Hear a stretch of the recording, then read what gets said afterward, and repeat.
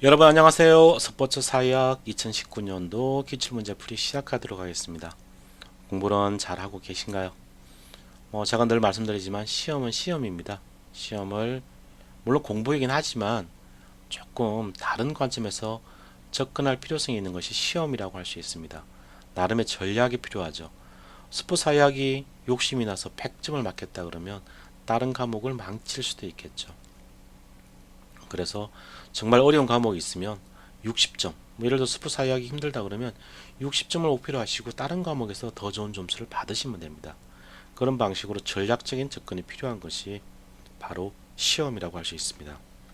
어떤 분들은 스포츠 사회학 말고 스포츠 심리학이 어렵다고 하는 분들이 계시고 다른 과목도 마찬가지죠. 그러면 그 과목에 맞는 전략을 구사하는 것이 필요합니다. 본격적인 기출문제 풀이 시작하겠습니다. 늘 말씀드린 내용이고요. 1번입니다. 스포츠 사회학의 연구 영역과 주제 중 거시 영역의 사회 제도와 관련된 연구 내용이 아닌 것은, 제가 이 부분은 따로 설명을 드린 적이 없는 것 같아요. 하지만 한번 풀어보시면 좋을 것 같아요. 1번 정치, 2번 경제, 3번 교육, 4번 조직. 무엇이 거시 영역하고 거리가 뭘까요? 정답은 조직입니다.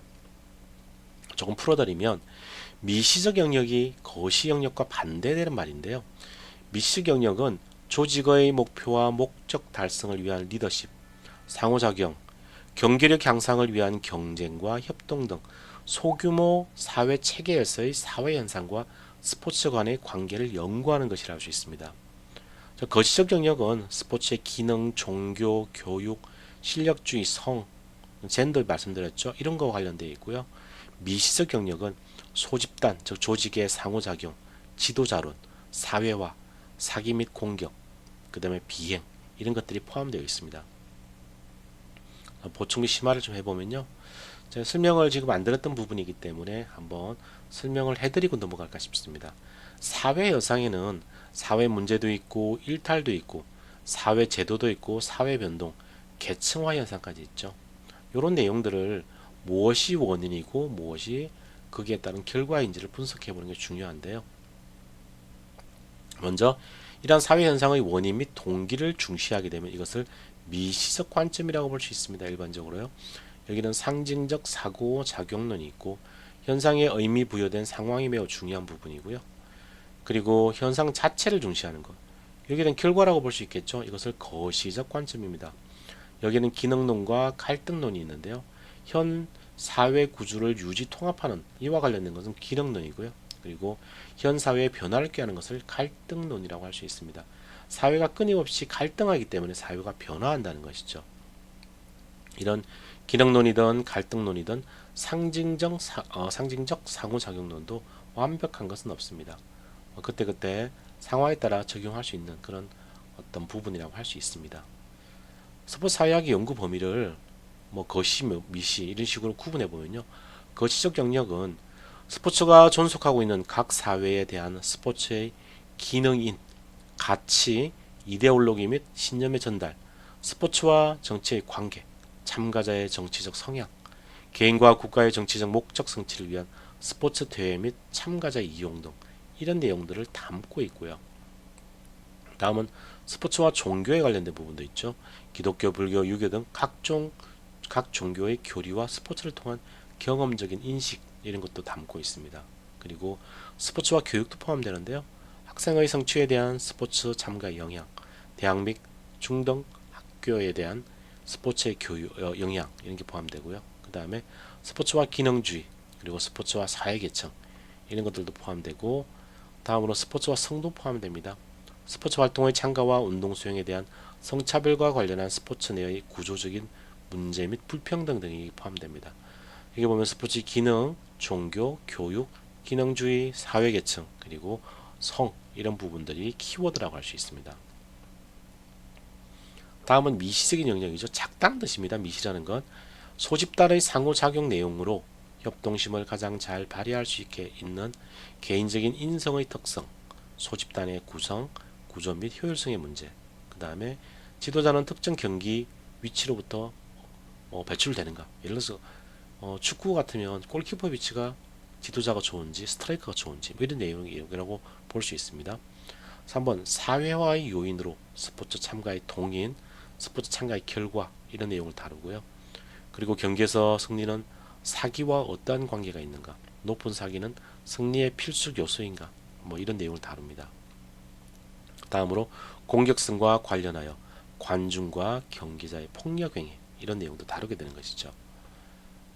그 여섯 번째로 비행과 관련하여 운동선수는 훌륭한 시민으로 육성되는 것 이런 것들도 미시적 영역에 포함된다고 볼 수 있습니다. 항상 키워드 화면에 나와 있는 소집단의 상호작용, 지도자, 사회화, 사기, 공격성, 비행, 앞에 나와 있던 조직 뭐 이런 것들을 생각해 볼 수 있겠죠. 그리고 또 하나가 있는데 이것은 전문적 영역이라고 이야기합니다. 즉 학문적 적법성으로 스포츠 사회학 연구의 이유와 유용한 연구 방법, 유용한 정의, 개념 및 이론을 제시하는 분야라고 볼 수 있고요. 그리고 스포츠의 본질적 정체로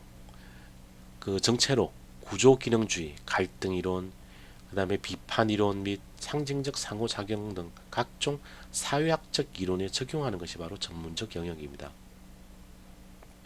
즉 거시적 영역은 현상 자체라고 볼 수 있고요. 그리고 미시적 영역은 현상의 원인과 관련된 경우가 많다고 이해할 수 있습니다. 뭐 어려운 분들은 화면을 멈춰놓고 한두 번 정도 더 읽고 지나가시면 좋을 것 같습니다. 2번 문제입니다. 보기에서 설명하는 스포츠의 사회적 기능으로 적절한 것은 보기입니다. 2002년 한일 월드컵에서 한국 축구 대표팀은 4강 신화를 만들었다. 이 과정에서 성별, 연령에 관계없이 많은 국민들이 길거리 응원에 참가하여 국가에 대한 애착심과 소속감을 되새겼다. 정답은 뭘까요? 자, 1번 사회통합, 2번 사회통제, 3번 신체 소외, 4번 사회차별. 정답은 쉽죠? 1번 사회통합입니다. 대표적인 한국어 독해력 문제라고 할 수 있고요. 사회학 공부를 하지 않아도 풀 수 있는 문제입니다. 여기 보면 성별 연령에 관계없이 국가에 대한 애착심과 소속감을 되새겼다. 이것이 키워드가 될 수 있습니다. 사회통제라는 것은 스포츠의 사회적 역기능에 해당되고요. 신체 소외는 잘 아시죠? 소외란 용어를 잘 아셔야 된다고 말씀드렸습니다. 신체의 도구와 수단화 이것도 역기능이 포함됩니다.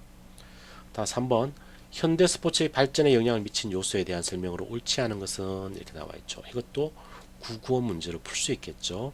1번 산업의 고도화, 스포츠 용품의 대량 생산 체계가 갖춰지고 용구가 표준화되었다. 2번 인구의 저밀도화, 쾌적한 생활 환경으로 인해 스포츠 참가가 증가하였다. 3번 교통의 발달, 수송 체계가 원활해지면서 다양한 스포츠 행사가 열릴 수 있게 되었다. 4번 통신의 발달, 정보 유통이 원활해져 스포츠 저널리즘이 발달하게 되었다. 여기 보면 옳지 않은 것을 묻는 것이거든요. 정답은 뭘까요? 정답은 2번이죠. 인구의 저밀도화, 이것이 아니고 엄밀히 얘기하면 고밀도화가 돼야 되겠죠. 한국어 독해력 문제라고 볼 수 있습니다. 근대 스포츠가 발전하게 된 사회적 요인 제가 설명을 드렸죠.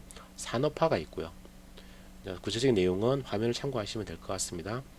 다음은 도시화가 있죠. 그리고 교통과 통신의 발달이 여기에 포함됩니다. 항상 이 돈과 많은 사람이라는 것이 매우 중요합니다.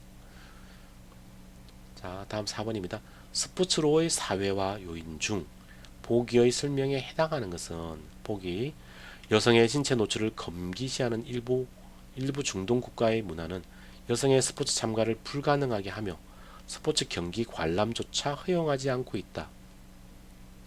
자, 히삽 쓰는 걸 이야기하는 것이죠. 1번 개인의 특성, 2번 사회적 상황, 3번 스포츠 개입, 4번 스포츠 사회화 주관자. 정답은 무엇일까요? 한국어 독해력 문제죠. 정답은 사회적 상황이 됩니다. 이런 것들은 엄밀히 얘기해서 사회학을 공부하지 않아도 풀 수 있는 문제라는 것이죠. 스포츠로의 사회화라는 것은 스포츠 참가를 의미합니다. 여기는 뭐 개인적 특성, 사회화 주관자, 그리고 사회화 상황이 세 가지 요인에 의해서 이런 부분들이 결정되게 되는 것이죠. 이런 내용들은 한 번 더 복습하시면 좋을 것 같습니다. 5번 신자유주의 시대의 스포츠 세계화에 대한 특징으로 적절하지 않은 것은 제가 누누이 말씀드렸죠. 공부를 하셔야 된다고 설명드렸습니다. 스포츠 세계화 부분들은 전체적인 내용을 통째로 이해를 하셔야 됩니다. 암기할 내용은 없습니다. 거의 암기할 내용은 아주 적은데 전체적인 내용을 이해하는 것이 필요한 부분이라고 할 수 있습니다. 자, 1번 프로스포츠의 이윤 극대화에 기여하였다. 2번 스포츠 시장의 경계가 국경을 초월해 전 세계로 확대되었다. 3번 세계인들에게 표준화된 스포츠 상품을 소비하도록 만들었다. 4번 각 나라의 전통 스포츠가 전 세계로 보급되어 새로운 스포츠 시장을 개척할 수 있게 되었다. 엄밀히 말해 이 문제는 한국어 독해력 문제라고 볼 수 있습니다. 공부를 하지 않아도 알 수 있는 내용이죠. 정답은 무엇일까요? 4번이죠. 각 나라의 전통 스포츠가 전 세계로 보급된 것은 아니죠.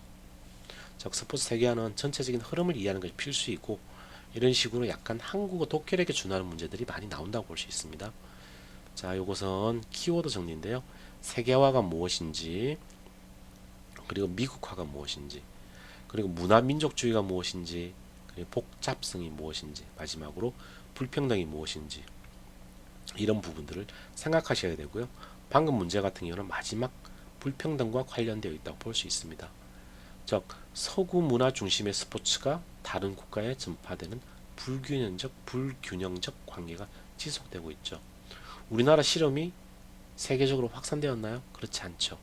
지금 우리가 알고 있는 올림픽 종목들은 대부분 서구 중심의 스포츠라고 할 수 있죠. 스포츠 세계의 원인인데요. 이것도 여러분들 화면으로 보시면 될 것 같습니다. 제국주의, 식민지 대상 국가의 국민을 동화시키기 위한 목적으로 스포츠를 사용하는 걸 이야기하죠. 그리고 민족주의, 스포츠는 공식적으로 국가 간의 경쟁이 허용된 영역이고요. 대중은 스포츠 경기를 통해서 하나의 국가라는 공동체 의식을 확인할 수 있습니다. 그리고 종교도 포함되죠. 그리고 테크놀로지 발달도 여기에 포함된다고 할 수 있습니다. 이런 내용들을 함께 이해하셔야 됩니다. 그리고 스포츠 세계화의 결과도 여러분들 이해하셔야 되고요. 신자유주의 확대가 무엇인지, 그 다음에 스포츠 노동 이주가 무엇인지, 그리고 글로컬라이제이션, 세방화가 무엇인지, 이런 내용들도 함께 이해하셔야 됩니다. 다음 6번 문제입니다. 스포츠 정책과 정치에 대한 설명으로 적절하지 않은 것은 왠지 국어 문제가 될 것 같은 생각이 듭니다. 1번 국가는 스포츠 정책을 통해 스포츠에 개입한다. 2번 냉전시대 국가의 국제 스포츠 정책은 스포츠를 통한 상업주의 팽창에 초점이 맞춰졌다. 3번 스포츠는 상징 통일화 조사계 과정을 통해 정치적 기능이 극대화된다. 4번 정부는 의료비 지출을 줄이고 산업 생산력을 향상시키기 위해 스포츠에 관여한다. 정답은 무엇일까요? 정답은 2번이 되겠습니다. 즉 냉전의 개념을 알고 있으면 쉽게 풀 수 있는 문제죠. 여러분 냉전이 무엇인지 아시나요?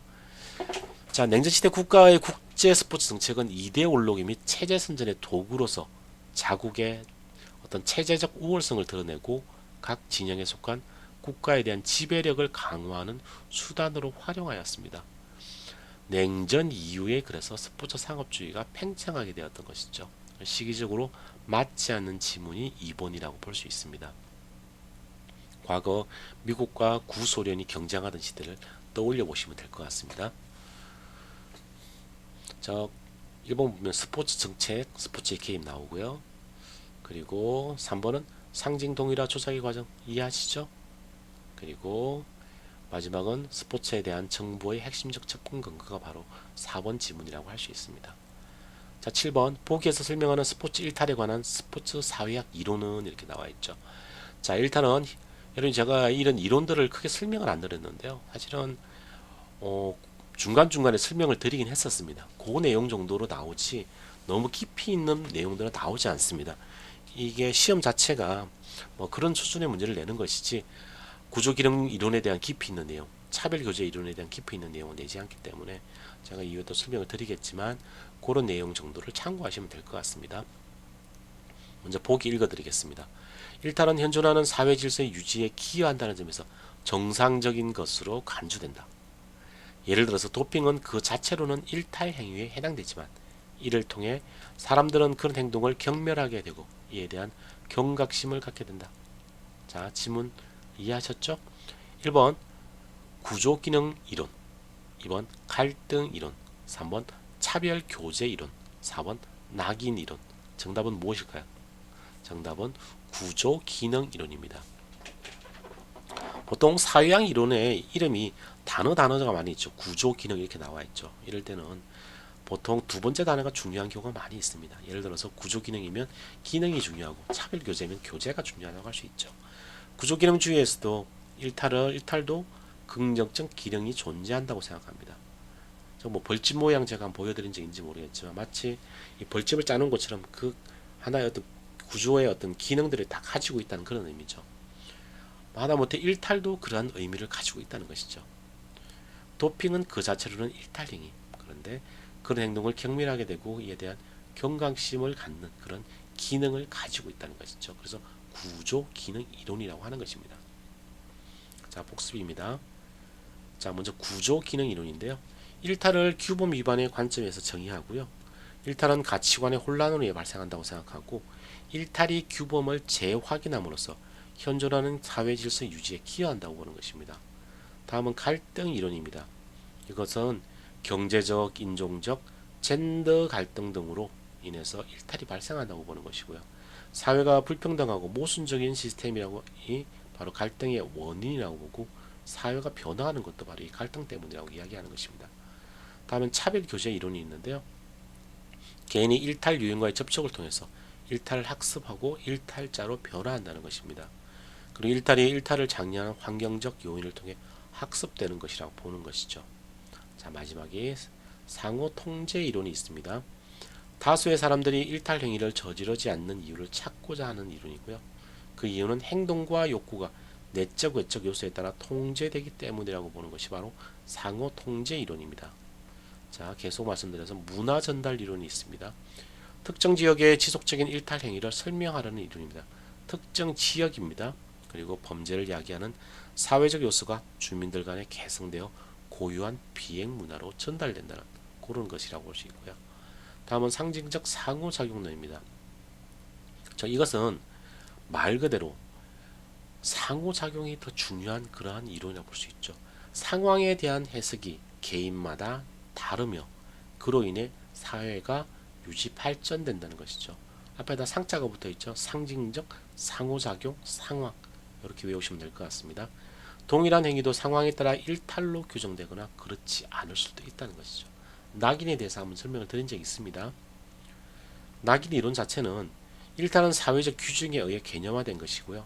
특정인의 우연적이고 일시적인 미약한 일탈, 이걸 일차적 일탈이라고 얘기하는데요.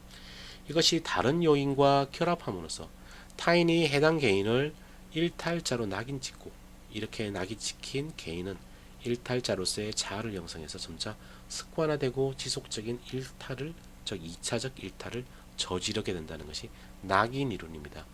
이 7가지 이론을 구별해서 할 수 있으면 이런 문제는 대부분 풀 수 있기 때문에 앞뒤로 이렇게 읽어보시고 여러분들이 이것을 구분해서 이해할 수 있느냐 그것을 한 번 더 살펴보시길 바랍니다. 자, 마지막으로 아노미 이론이 있는데요. 이건 제가 중요하기 때문에 따로 빼놓은 부분이고요. 그리고 다른 기출문제를 풀 때 상세하게 설명을 드린 적이 있습니다. 그래서 그 내용을 좀 참고하시면 좋을 것 같습니다. 내용이 길어서 여러분들 이 화면 기억하시나요? 사실 아노미라는 것은 무정부주의 이렇게 해석하기도 하는데 규범과 가치가 지나치게 많으면 발생합니다. 이거 기억나시나요? 저 문화적 목표가 제도적 수단이 있고 없고에 따라서 해석하는 부분이죠. 동조형, 그리고 혁신형, 의례형, 그리고 도피형, 그리고 반항형이 있습니다.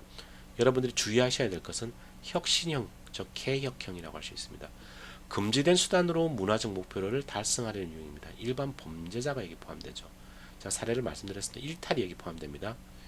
자, 앞에 설명드린 걸 다시 반복하는 것입니다. 쭉 넘어가고요.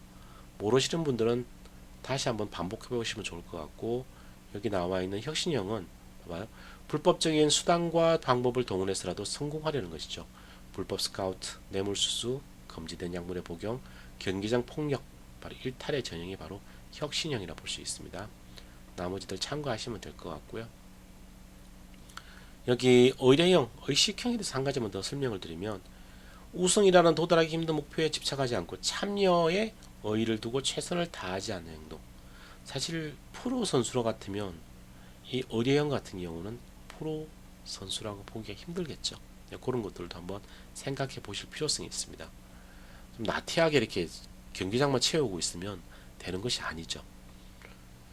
다음 8번입니다. 스포츠의 상업화에 따른 변화 중 포기의 사례에 해당하는 이것은 문제를 꼼꼼하게 읽지 않으면 맞추기 어려운 문제가 될 수도 있습니다.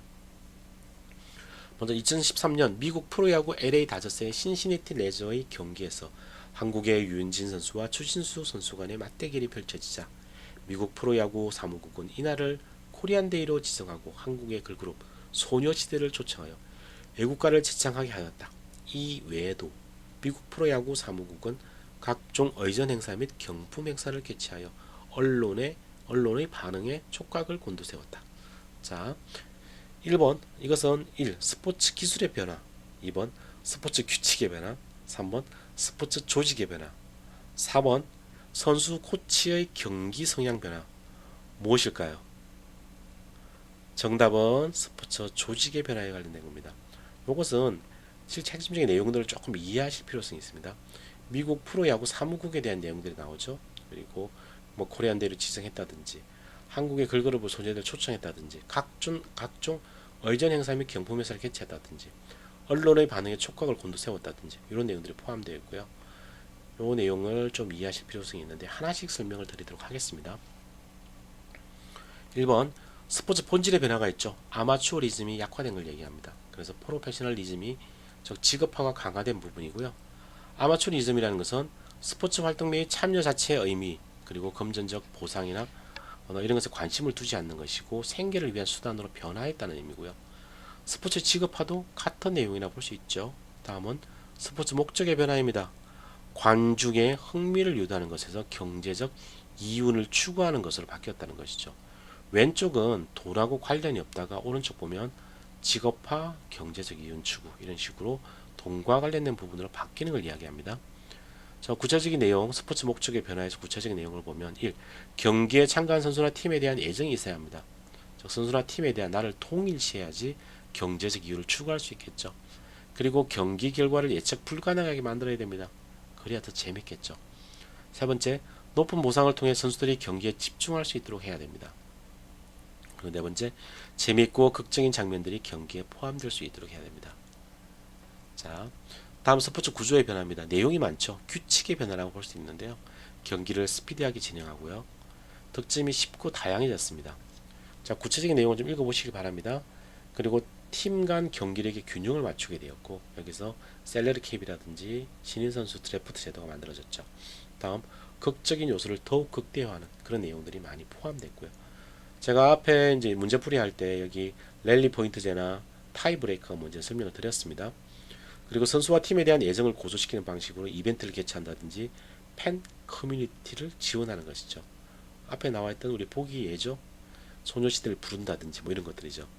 그리고 여섯째, 상업적 광고를 위한 시간을 적절히 편성하는 것도 스포츠 구조의 변화에 포함됩니다. 농구의 쿼터제 운영, 축구의 연장전을 전후반으로 나누는 것들은 광고를 위한 그런 목적도 가지고 있다고 할 수 있습니다. 네 번째, 스포츠 내용의 변화인데요. 선수, 코치, 스폰서가 추구하는 가치 체계의 변화를 이야기하고요. 경기 자체보다 경기 외적인 요소를 더욱 중요시하는 경향이 생겨나게 되었습니다. 그래서 스포츠 활동의 신비적 가치인 경기 기술, 전략, 동작, 재능, 노력보다는 선수 및 감독의 모습, 비경기적 동작, 시설, 분위기 등과 같은 영웅적 가치에 관심을 가지게 되었습니다. 제가 설명을 드렸던 부분이고요. 심미적 지향성에서 영웅적 지향성으로 바뀌는 부분이고요. 한 번 정도 읽어보시면 좋을 것 같습니다. 자, 마지막으로 스포츠 조직의 변화가 있습니다. 상업 스포츠 조직은 경제적 가치를 극대화하기 위해 매스미디어, 대회 수입, 경품 규모 같은 스포츠 외적인 요소를 더욱 강조하게 되었죠. 밖에서 좀 전에 이제 보기에 설명드렸던 내용인데요. 상업 스포츠 조직은 경기를 관중의 흥미를 극대화하기 위한 쇼의 형태로 기획하죠.